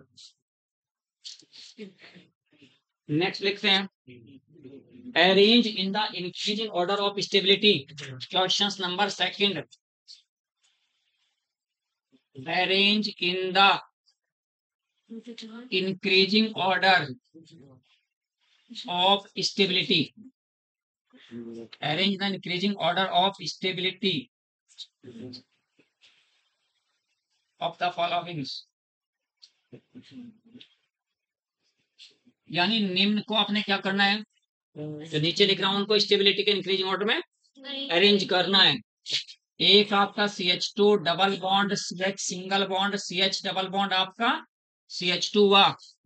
दूसरा जो आपका CH2 double bond CH single bond CH single bond CH2, यहाँ चार्ज पॉजिटिव तो यहाँ चार्ज आपका नेगेटिव। उसके बाद आपका CH2 स्पेयर को यहाँ मैं दे रहा हूँ, CH2 आपका पॉजिटिव चार्ज हुआ, सिंगल बॉन्ड CH हुआ, डबल बॉन्ड CH हुआ, सिंगल बॉन्ड CH2 नेगेटिव। ये आपका फर्स्ट है, ये आपका सेकंड है, ये आपका थर्ड है। इन तीनों को स्टेबिलिटी के इंक्रीजिंग ऑर्डर में अरेंज करना है। Arrange in the increasing order of the following, तो इन तीनों को स्टेबिलिटी के इंक्रीजिंग ऑर्डर में अरेंज करिए। सबसे पहली कंडीशंस देखो मैं क्या कह रहा हूं, उसे याद रखेंगे। ये तीनों आपस में क्या है, रेजोनेटिंग स्ट्रक्चर्स हैं एक दूसरे की, तीनों एक ही मॉलिक्यूल्स की हैं ये स्ट्रक्चर्स, ये दोनों रेजोनेटिंग स्ट्रक्चर जो किसकी हैं, पहले वाले की हैं। कैसे बना देखे, इसके बीच में मैं देख रहा, अगर आपको कहूं अगर यहाँ के पाई इलेक्ट्रॉन यहाँ से यहाँ ट्रांसफर करो तो ये वाली स्ट्रक्चर, अगर यहाँ के दो पाई इलेक्ट्रॉन यहाँ से यहाँ ट्रांसफर करो तो फिर ये वाली स्ट्रक्चर। तो ये तीनों क्या है, रेजोनेटिंग स्ट्रक्चर्स हैं। ठीक है, arrange in the increasing order of stability of the following resonating structures, पूरा कर लेंगे क्वेश्चंस ऐसे। Resonating structures arrange in the increasing order of stability of the following resonating structures. ये तीन स्ट्रक्चर्स आपके सामने है, तीनों को स्टेबिलिटी के इंक्रीजिंग ऑर्डर में अरेंज करना है। सिर्फ दो ही कंडीशंस बता रहा हूं, उससे देख के बताएंगे आप। पहली कंडीशंस क्या होगी, वो रेजोनेटिंग स्ट्रक्चर सबसे ज्यादा स्टेबल होगी जिसका हर एटम ऑक्टेट रूल को फॉलो करता हो। पहली condition, that resonating structures will be more stable, है ना, which each atoms follow the octet rule, जिसका प्रत्येक एटम ऑक्टेट रूल को फॉलो कर रहा हो। समझ रहे हो क्या कह रहा हूं मैं। उसके बाद उससे थोड़ी कम स्टेबल वो होगी जिसमें अपोजिट चार्ज के टू सेंटर पास पास हों। अपोजिट चार्ज के टू सेंटर क्या हो, पास पास हों। और वो सबसे कम स्टेबल होगी जिसमें अपोजिट चार्ज के टू सेंटर के बीच में डिस्टेंस ज्यादा हो। तो आंसर जो हुआ आपका, सबसे कम स्टेबल आपका कौन हुआ, थर्ड हुई आपकी, क्योंकि इसमें अपोजिट चार्ज के सेंटर के बीच की डिस्टेंस बढ़ गई है, डिस्टेंस बढ़ने पर स्टेबिलिटी घटेगी। उससे ज्यादा स्टेबल कौन हुआ, और सबसे ज्यादा स्टेबल कौन हुआ, फर्स्ट हो गया है। ये बात आपको याद रखेंगे। इसका हर एटम ऑक्टेट रूल को फॉलो कर रहा है, हर एटम ऑक्टेट रूल को फॉलो कर रहा है। यहाँ अपोजिट चार्ज के सेंटर पास पास में है और वहां अपोजिट चार्ज के सेंटर काफी दूर दूर। ठीक है, तो अपोजिट चार्ज के जो सेंटर के बीच की डिस्टेंस बढ़ने पर स्टेबिलिटी घटेगी। तो जैसे मैं बात बोलता हूं तो एकदम आपने नोट कर ली क्या भाई, ठीक है। अगर किसी मॉलिक्यूल्स की टू और मोर रेजोनेटिंग स्ट्रक्चर्स हैं तो उनमें वो स्ट्रक्चर सबसे ज्यादा स्टेबल होगी जिसमें हर एटम्स ऑक्टेट रूल को फॉलो करता है। उससे कम स्टेबल वो होगी जिसमें अपोजिट चार्ज के सेंटर पास पास हैं। उससे कम स्टेबल वो होगी जिसमें अपोजिट चार्ज के सेंटर दूर दूर। और तीन ही बात याद रखनी, इन्हीं से क्वेश्चन आपका सोल्व है। क्लियर हुई बात। क्वेश्चंस की लैंग्वेज सेम रहेगी, वही क्वेश्चंस की लैंग्वेज सेम है। कुछ मैं रेजोनेटिंग स्ट्रक्चर बता रहा हूँ, नीचे बस केवल इसको हटा रहा हूँ, यहाँ पे इसकी जगह कुछ और लिख रहा हूँ। क्वेश्चंस की लैंग्वेज सेम रहेगी और आप करें इसमें देखिए, ये आपके पास फिनॉल है, OH है आपका OH, इसकी जो स्ट्रक्चर बनी पहली स्ट्रक्चर ये आपकी बनती है,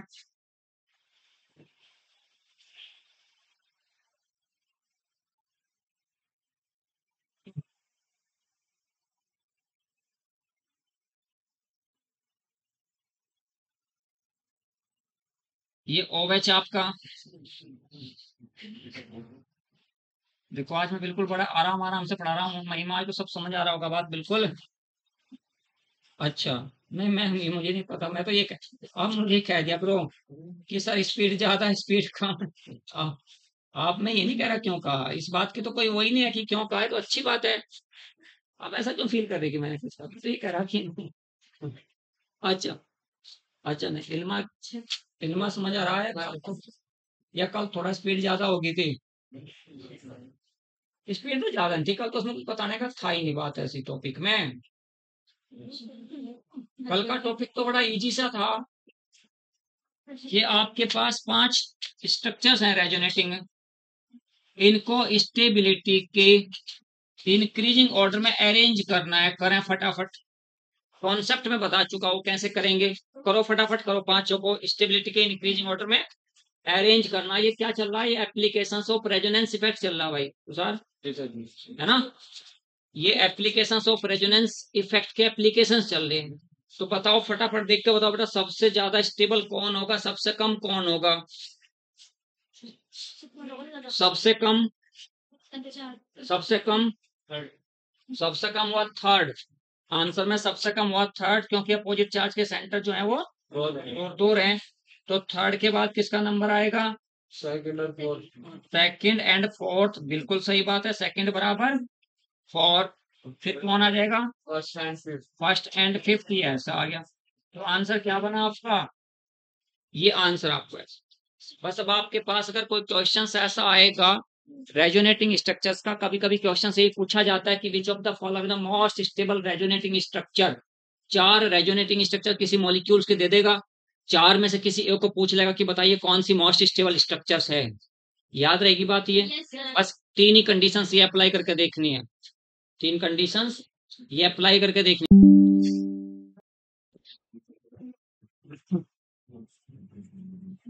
आगे चलते हैं। उतर स्पीड, अच्छा उतारने में तो स्पीड बढ़ा दिया करो। उतारते जब कॉपी करते हो तब तो स्पीड बढ़ा लिया करो।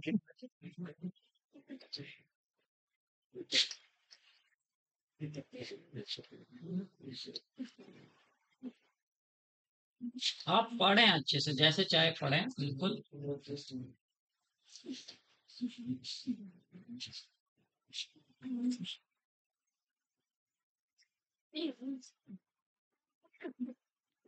नंबर आपका सेकंड हो गया।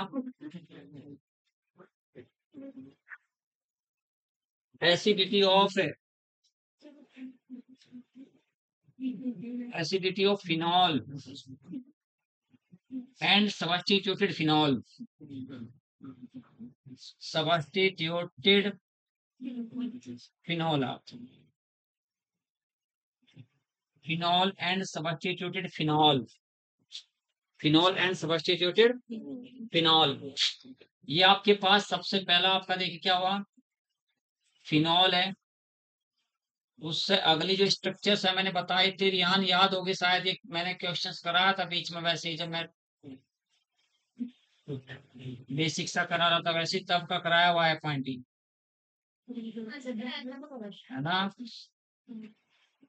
इन फिनॉल और सबस्टिट्यूट फिनॉल को एसिडिटी के इंक्रीजिंग ऑर्डर में अरेंज करना है बेटा।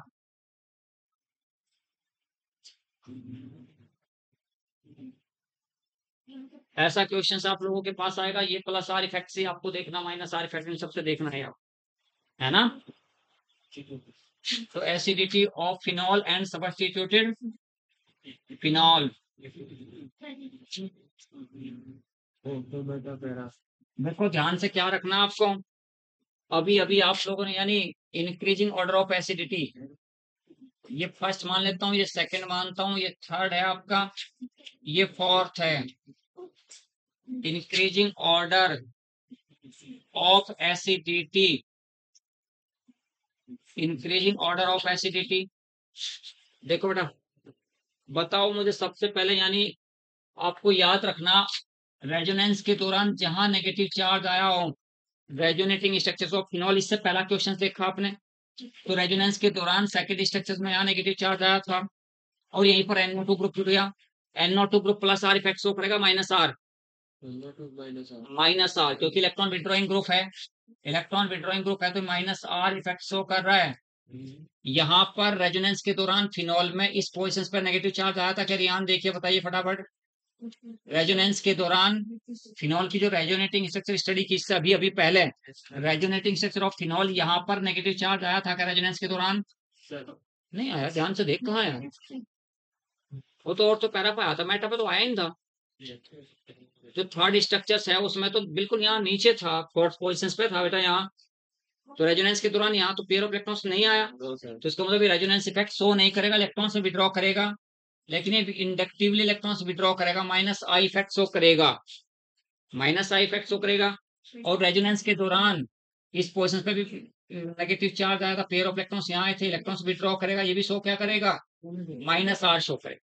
तो सबसे पहले क्वेश्चंस को सोल्व करने से आपको देखना कि कहाँ पर माइनस आर है, कहाँ पर माइनस आई है, कहाँ पे प्लस आर है, कहाँ पे प्लस आई है, ये सब सोचना होता है। तो इसके बाद आपको एक ट्रिक याद रखनी होती है, ट्रिक्स याद रखते हैं केवल, ट्रिक्स याद रखनी होती है। सबसे कम प्लस आर इफेक्ट, यानी वो फिनॉल जो प्लस आर इफेक्ट शो करेगा, उससे ज्यादा वो जो प्लस आर इफेक्ट शो करेगा, उसके बाद यानी अनसब्स्टिट्यूटेड फिनॉल, यानी केवल फिनॉल आपका जिसपे कोई सब्स्टिट्यूएंट अटैच नहीं है, माइनस आई इफेक्ट, और ये फिर आपका माइनस आर इफेक्ट, ये इंक्रीजिंग ऑर्डर ऑफ एसिडिटी है। अगर आपको सभी इफेक्ट माइनस आर और प्लस आई माइनस आर इन सबका पता चल जाए, इफेक्ट का, रेजोनेंस एंड इंडक्टिव इफेक्ट दोनों का पता चल जाए, तो ये इंक्रीजिंग ऑर्डर ऑफ एसिडिटी का ऑर्डर रहेगा आपका, इंक्रीजिंग ऑर्डर ऑफ एसिडिटी है, ये याद रखनी है ट्रिक्स आपको। इसी से क्वेश्चंस करते हैं सारे आप, फिनॉल से यानी रेजोनेंस से रिलेटेड सारे क्वेश्चन इसी से करेंगे आप। तो सबसे कम देखिए प्लस आर और प्लस आई वाला दिन में कोई नहीं है, चारों में ना कोई प्लस आर शो कर रहा है ना कोई प्लस आई शो कर रहा है। उसके बाद फिर हमारे फाइव, फाइव का मतलब हो गया फर्स्ट आपका सबसे कम एसिड है, उससे ज्यादा आपका माइनस आई वाला हो गया, माइनस आई वाला कहाँ है? थर्ड है। उससे ज्यादा आपका सेकंड एंड फोर्थ हो गया। यहाँ ये फर्स्ट लाइन आपको ऐसे बनानी होगी कि प्लस आर कोई से में नहीं है, प्लस आई कोई से में नहीं है, फाइव इसमें है तो सबसे कम है, उसके बाद माइनस आई वाला आपका थर्ड है, और माइनस आर वाले आपका सेकंड एंड फोर्थ है। ठीक है, ऐसे लिखा। अब सेकंड एंड फोर्थ में क्या होता है, जो दूसरा इनमें कौन ज्यादा एसिडिक होगा, तो कौन ज्यादा एसिडिक होगा देखते हैं कि अब यहाँ पर हम माइनस आर के साथ साथ दूसरा इफेक्ट माइनस आई भी यहाँ लगेगा, माइनस आर इफेक्ट भी लगेगा, और उसके साथ साथ अलोंग का ये sigma bond displacement of sigma electrons भी होंगे, तो यहाँ पर आई भी लगेगा। तो ये जो second effect minus I effect है, इन दोनों में कौन ज्यादा होगा उसको यहाँ से देखते हैं किसमें। तो माइनस आई ये भी शो करेगा यहाँ पर, और माइनस आई ये भी शो करेगा। मैं क्या कह रहा हूँ कि जो रेजोनेंस इफेक्ट होता है, रेजोनेंस इफेक्ट, जितना रेजोनेंस इफेक्ट ऑर्थो पोजिशंस पे लग रहा उतना ही पैरा पोजिशंस पे लग रहा।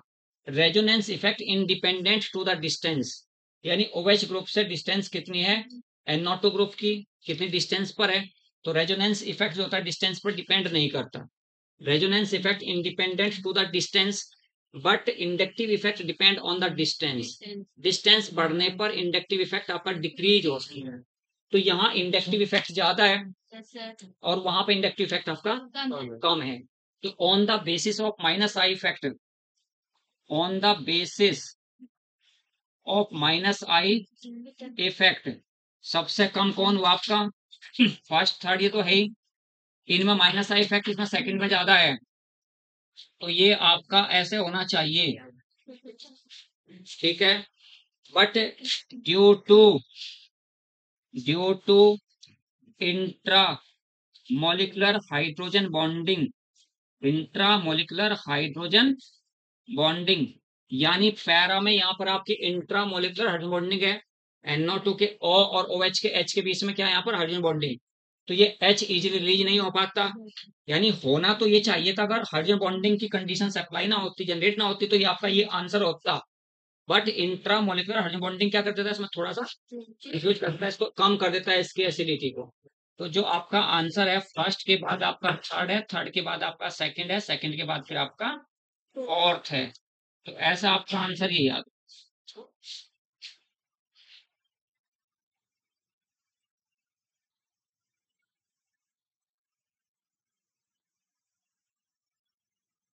इधर साइड में ऐसे क्वेश्चन पूछ रहा हूं, arrange in the increasing order, arrange in the increasing order of acidity Acidity of the following compounds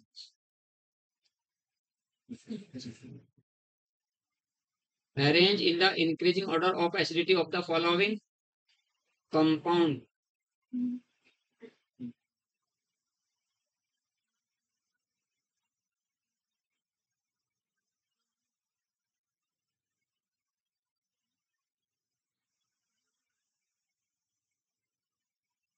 ये 4 कंपाउंड है भाई रियान, चारों कंपाउंड्स को एसिडिटी के इंक्रीजिंग ऑर्डर में अरेंज करना करके बता बेटा फटाफट।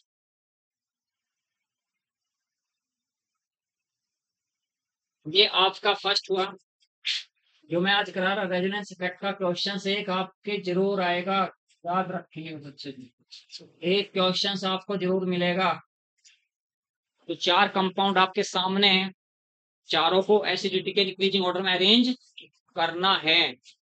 तो ये बात यहां से समझे आप, आपके पास केवल ये ट्रिक आपको अप्लाई करनी है, ये वाली ट्रिक अप्लाई करके उसको भी इसी से इस ट्रिक से उसको करना है, क्वेश्चंस को करिए फटाफट।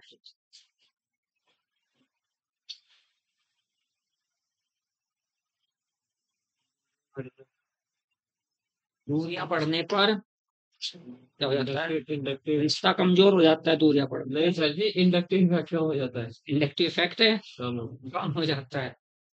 तो हाँ, यहाँ फर्स्ट में कौन सा इफेक्ट लगा पहले ये बताओ, फर्स्ट में यहाँ कौन सा इफेक्ट लगा, प्लस आर या माइनस आर?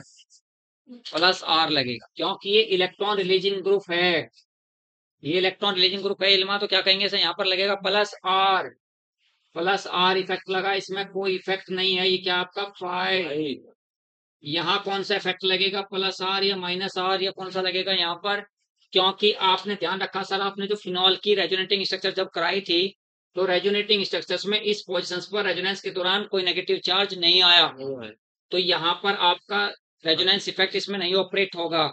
तो यहाँ केवल क्या लगेगा, O की इलेक्ट्रोनेगेटिविटी C से ज्यादा है, तो यहाँ इलेक्ट्रॉन्स विड्रॉ करेगा OCH3 ग्रुप, तो अलोंग द बॉन्ड करेगा, अलोंग द CO बॉन्ड करेगा, तो यहाँ पर आपका माइनस आई इफेक्ट लगेगा, क्योंकि OCH3 ग्रुप को मैंने माइनस आई इफेक्ट में रखा हुआ है, जब मैंने पढ़ाया था तो OCH3 group show the minus I effect, तो ये माइनस आई इफेक्ट शो करता है।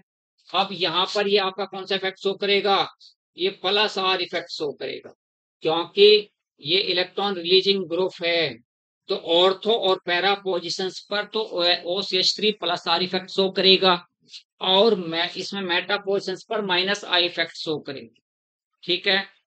तो आपका सबसे कम जो होंगे, सबसे कम वे होंगे जो प्लस आर इफेक्ट शो करेंगे, सबसे कम acid plus R effect show करने वाले। तो प्लस आर इफेक्ट कौन कौन शो कर रहा है, फर्स्ट एंड फोर्थ सबसे कम होंगे, उससे ज्यादा 5 होगा, और 5 में आपका कौन होगा सेकेंड, और उससे ज्यादा आपका कौन होगा माइनस आई, माइनस आई किस में लगा, थर्ड में लगता है। तो अब फर्स्ट एंड सेकंड में देखना होगा, फर्स्ट एंड सेकंड में कौन ज्यादा एसिडिक है, बोलो सब फटाफट बोलो, लगाओ कौन सी कंडीशन से लगाओगे आप, डिस्टेंस, डिस्टेंस नहीं, अब रेजोनेटिंग इफेक्ट तो जितना plus R effect first structures में है उतना ही प्लस आर इफेक्ट फोर्थ में है, प्लस आर इफेक्ट सी में, क्योंकि प्लस आर इफेक्ट इंडिपेंडेंट है टू द डिस्टेंस, डिपेंड नहीं करेगा। अब जो दूसरी बार आप सोचते हैं कि फर्स्ट एंड फोर्थ में से कौन ज्यादा एसिडिक है, तो आप इंडक्टिव इफेक्ट अप्लाई करके देखते हो, कौन सा इफेक्ट लगाओगे, इंडक्टिव इफेक्ट लगाओगे।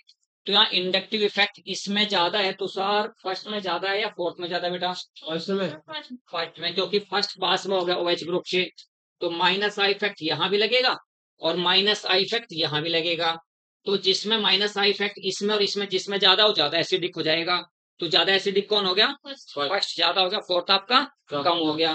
तो आंसर क्या बन गया इसका, यहाँ पर यानी आपका फोर्थ जो हो गया कम हो गया, फोर्थ कम हुआ, क्योंकि माइनस आई किसमें ज्यादा है, फर्स्ट में, फर्स्ट ज्यादा हो गया। समझ आई क्या बात, ये क्लियर हुई? चलिए बात अपने आप करके बताओ एक फटाफट questions.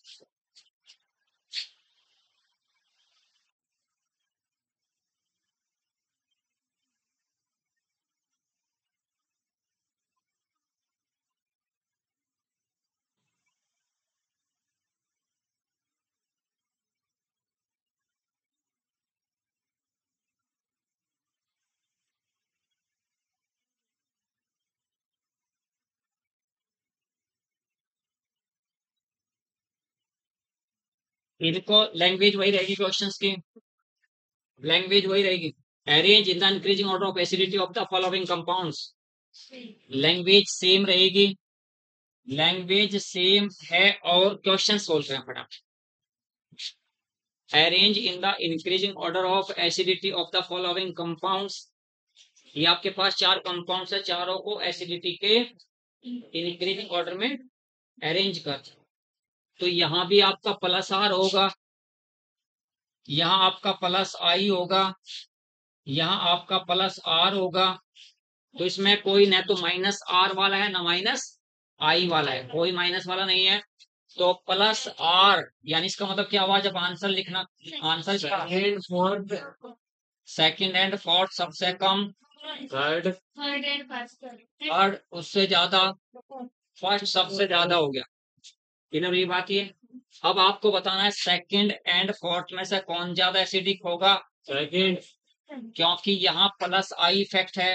Yes sir. Plus I effect acidity के रेसिप्रोकल होता है। Plus I effect group acidity को डिक्रीज करता है, minus I effect group acidity को बढ़ाता है। डिक्रीज करता है। इंडक्टिव इफेक्ट में आप लोगों ने कल पढ़ा था ये। तो सर ये फोर्थ आ जाएगा पहले। तो इसका मतलब यहाँ इंडक्टिव इफेक्ट ज्यादा है तो एसिडिटी कम होगी, इसकी एसिडिटी कम होगी। प्लस आई इफेक्ट एसिडिटी के रेसिप्रोकल है। तो तुषार यहाँ ध्यान से देख, मैं जानना चाह रहा हूँ कि फर्स्ट और फोर्थ में से किसमें प्लस आई इफेक्ट ज्यादा इफेक्टिव है। सर जी फर्स्ट वाले में, सेकंड वाले में ज्यादा इफेक्टिव है, तो एसिडिटी क्या हो जाएगी, कम हो जाएगी। ध्यान मैंने लिखवाया था plus I effect inversely proportional to acidity, minus I effect directly proportional to acidity, ये बात लिखवाई हुई है। तो प्लस जो आई इफेक्ट है, पॉजिटिव इंडक्टिव इफेक्ट है, वो एसिडिटी को डिक्रीज करता है। तो यहाँ प्लस आई इफेक्ट ज्यादा इफेक्टिव है इसमें सेकंड में, इसलिए इसकी एसिडिटी कम हुई। फोर्थ की ज्यादा हुई, थर्ड की और ज्यादा हुई, फर्स्ट की और भी ज्यादा। तो ये बात याद रखनी चारों ही आपकी, ठीक है। तो यहाँ पर आपका सेकंड फोर्थ थर्ड फर्स्ट ये नोट करके लिखो, एक बात पहले फटाफट लिखो नोट। कोई फिनॉल की बात ही नहीं हो रही, फिनॉल के अलावा कोई और कंपाउंड आवा, एनिलीन आ जावे, increasing order of basicity of the anilines and substitute anilines, समझिए ना। वो तो यहाँ तो अभी आप लोगों को बेस कराया, फिर जब हम एमाइंस पढ़ेंगे तो वहां बताएंगे कि वो कंडीशंस वहां वाली अप्लाई करो, यहाँ वहां वाली कंडीशंस यहाँ अप्लाई करो। जब फिनॉल पढ़ाएंगे तो फिनॉल्स में सारी बातें लिखवाएंगे वहां पे। लेकिन तो आपसे बताया है कि यहाँ कैसे इसको आप अप्लाई करेंगे, plus R plus I five minus I minus R, ये आपको पता होना चाहिए कि देखते कहाँ पे लिखते हैं नोट में। Halogens are exception, halogen show the plus R effect, halogen halogens show the plus R effect, plus R effect, but are deactivating substituent, deactivating substituent, halogens show the plus R effect but are deactivating substituent। नहीं तो क्या याद रखना आपको, जो भी group जो भी सबस्टिट्यूएंट प्लस आर इफेक्ट शो करता है वो सारे के सारे क्या है, एक्टिवेटिंग सबस्टिट्यूएंट है। याद रहेगी ये बात। तो प्लस आर इफेक्ट शो करने वाले सभी सबस्टिट्यूएंट्स को एक्टिवेटिंग सबस्टिट्यूएंट कहते हैं। बट हेलोजेंस एक्सेप्शन है, हेलोजन शो तो करता है प्लस आर इफेक्ट, कैसे, जब प्लस आर इफेक्ट इसका आप स्टडी करेंगे, प्लस आर इफेक्ट हेलोजेंस का, प्लस आर इफेक्ट जब आप स्टडी करेंगे तो ये हेलोजेंस के पास 3 पेयर ऑफ इलेक्ट्रॉन्स हैं, तो ये पेयर ऑफ इलेक्ट्रॉन्स इंटरेक्ट करेगा बेंजीन के पाई बॉन्ड के साथ। तो यहाँ पर आपका क्या बना, ये डबल बॉन्ड,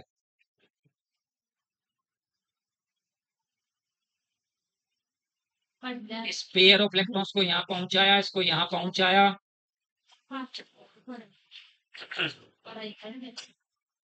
ये पेयर ऑफ इलेक्ट्रॉन्स, ये आपका double bond x positive charge,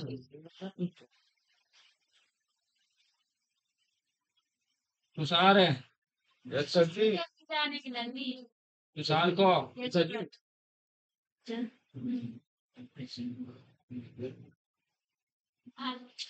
plus R effect क्या शो कर रहा है बेटा, प्लस आर इफेक्ट शो कर रहा है कि ये आपका ऑर्थो एंड पैरा डायरेक्टर, यानी ये आपका प्लस आर इफेक्ट शो कर रहे हैं, क्योंकि अपने इलेक्ट्रॉन्स किसको दे रहे हैं, बेंजीन के। जो सबस्टिट्यूएंट्स अपने इलेक्ट्रॉन्स बेंजीन को देता है प्लस आर इफेक्ट शो करता है, जो बेंजीन से उल्टा लेता है वो माइनस आर इफेक्ट शो करता है। तो उसके बाद साथ साथ आपने क्या लिखा, माइनस आई इफेक्ट लिखा है। माइनस आई इफेक्ट में बेंजीन के साथ आपका क्या जुड़ा हुआ है, एक्स हेलोजन जुड़ा हुआ है। देखो ध्यान से, यहाँ ये आपका एक्स जुड़ा हुआ है, यहाँ इलेक्ट्रॉन यहाँ से विड्रॉ किया, यहाँ से विड्रॉ किया, यहाँ से विड्रॉ किया, तो ये तीनों आपके बॉन्ड हैं। इधर से इधर से इधर से, इधर से इलेक्ट्रॉन्स यहाँ पर, इधर से इलेक्ट्रॉन्स आपके यहाँ पर। तो यानी हेलोजेंस पे तो आ गया पार्शियल नेगेटिव चार्ज, और पूरे बेंजीन पे क्या हो जाएगा, पार्शियल पॉजिटिव चार्ज। ठीक है, तो यहाँ जब दोनों की कंपेयर करता हूँ, कंपेरिजन करता हूँ, plus R effect minus I effect, तो मैं माइनस आई इफेक्ट डोमिनेंट ना प्लस आर इफेक्ट। तो माइनस आई इफेक्ट की वजह से बेंजीन पे चार्ज कैसा हो जाता है, पार्शियल पॉजिटिव चार्ज। और पार्शियल पॉजिटिव चार्ज होने का मतलब हो गया कि बेंजीनिंग डीएक्टिवेट हो गया। बेंजीनिंग, क्योंकि बेंजीन पे नेगेटिव चार्ज आता है तो एक्टिवेट हो जाता है, बेंजीन पे पॉजिटिव चार्ज आता है तो डीएक्टिवेट हो जाता है। क्योंकि हम एक्टिवेटिंग डीएक्टिवेटिंग पावर इलेक्ट्रोफिलिक यानी अटैक ऑफ इलेक्ट्रोफाइल के रिस्पेक्ट में देखते हैं, अटैक ऑफ इलेक्ट्रोफाइल।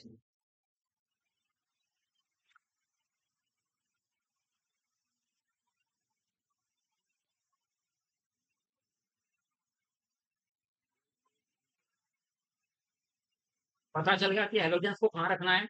हेलोजेंस होगा तो ऑर्थो पैरा डायरेक्टर, हेलोजेंस होंगे तो प्लस आर इफेक्ट शो करने वाले ग्रुप, बट होंगे क्या, डीएक्टिवेटिंग सब्स्टिट्यूएंट होंगे। ये बात याद रखनी है, डीएक्टिवेटिंग सब्स्टिट्यूएंट हैं ये। अच्छा, आज टाइम नहीं पता चल गई तुम्हें भी। वैसे कह रहे थे सर जी कि कुछ और कह रहा है, देख लो सर जी। नाम तुषार का ले लेते हैं। हाँ सर जी, और 2 मिनट बाद खुद ही कहने दे वो बात है। चलो अच्छा,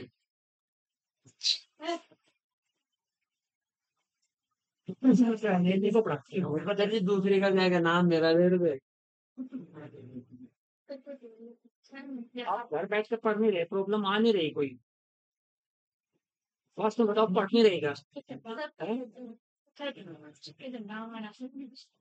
अच्छा नहीं, मेरे साथ पढ़ो, सकते करते रहियो। वो स्टार्ट हुआ है ना। अच्छा ऑनलाइन भी पढ़ लिया, तो साथ के साथ यहाँ पढ़ते इतना बढ़िया, वहां थोड़ा मिल जाएगा तुम्हें। सर नहीं सर, वो पहले से स्टार्ट हुआ है, वैसे वो वाला चैप्टर हुआ हुआ है हमारा। अच्छा अच्छा, यस हाँ, वो कहाँ रह गया, यस हो गया। शादी का जलन चल रहा है उसके ध्यान से। चलो फिर अगला हेडिंग लिखो। ये बेसिसिटोपेनिलीन्स में कह रहा हूँ कि सारी बात जब कहाँ आगे पढ़ेंगे चैप्टर में, बट आपको तो देखना कहाँ प्लस आर इफेक्ट लग रहा है, कहाँ माइनस आर इफेक्ट लग रहा है, कहाँ प्लस आई इफेक्ट लग रहा है, कहाँ पे माइनस आई इफेक्ट लग रहा है। ये तो आप चेक कर लेंगे, आप देखते बता देंगे कि कहाँ कहाँ कौन सा इफेक्ट आपका जनरेट हो रहा है। ठीक है, नेक्स्ट लिखेंगे हाइपर कंजुगेशन। इसकी केवल कंडीशंस देखना हाइपर कंजुगेशंस की, कल कराएंगे।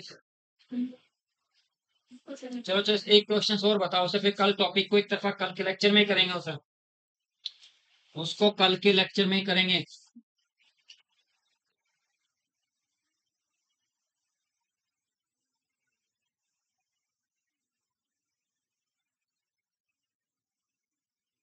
Which is the least likely structure? Which is the least likely structure? मतलब सर जी जो पॉसिबल नहीं हो, है ना। Which of the following does not exist? Which of the following does not exist?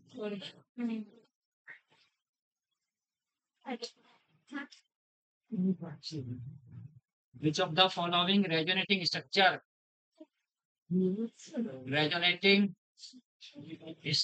does not exist?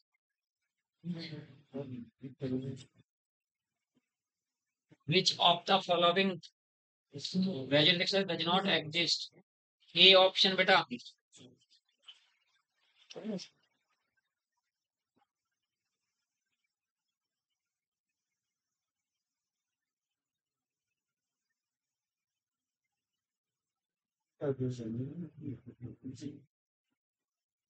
B option.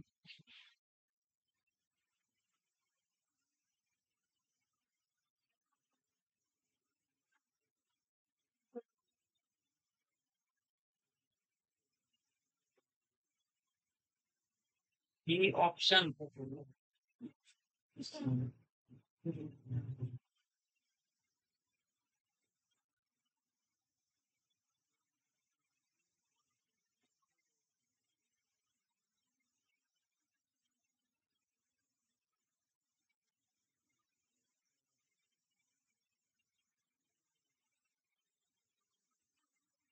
B option बेटा।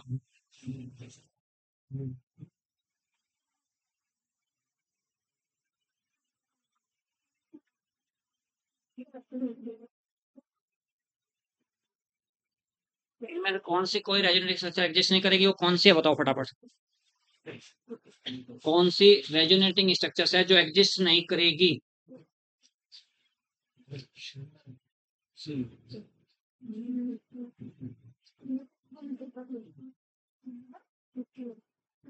मैं भी question करा कर यहाँ बता था अभी ये बात बेटा। बी वाला ऑप्शन बी डी एग्जिस्ट नहीं करेगा। एन के पास 10 एन के पास 10 इलेक्ट्रॉन 10 इलेक्ट्रॉन। एन के पास 10 इलेक्ट्रॉन्स हैं, ये एग्जिस्ट नहीं करेगा। यहाँ पर अगर इसको प्लस भी लिख देता हूँ, इसे माइनस लिख देता हूँ, तो भी ये एग्जिस्ट, नहीं क्योंकि ये तो कोऑर्डिनेट बॉन्ड है। कोऑर्डिनेट बॉन्ड को मैंने हटा के वैसे लिख दिया। कोऑर्डिनेट बॉन्ड लिखेंगे तो कोऑर्डिनेट बॉन्ड प्लस माइनस नहीं आएगा, तो अब कोऑर्डिनेट बॉन्ड ऐसे करते हैं। तो एन प्लस के चार टॉप 10 इलेक्ट्रॉन्स होंगे तो पॉसिबल नहीं होगा ये सर। कल के लिए आपका कल जो टॉपिक कराएंगे वो कराएंगे कल हम पूरा hyper conjugation of reactive intermediate. Reactive intermediate कल ही कराएंगे, हाइपर कॉन्जुगेशन कल कराएंगे। हाइपर कॉन्जुगेशन कल आपका टॉपिक रहेगा, हाइपर कॉन्जुगेशन।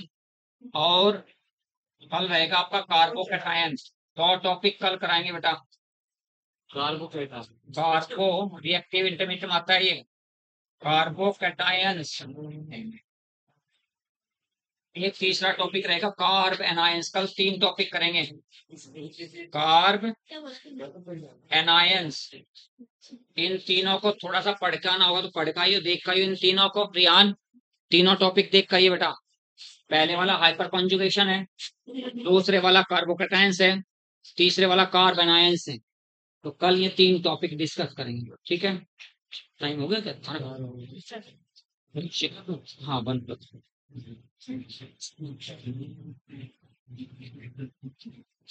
बचे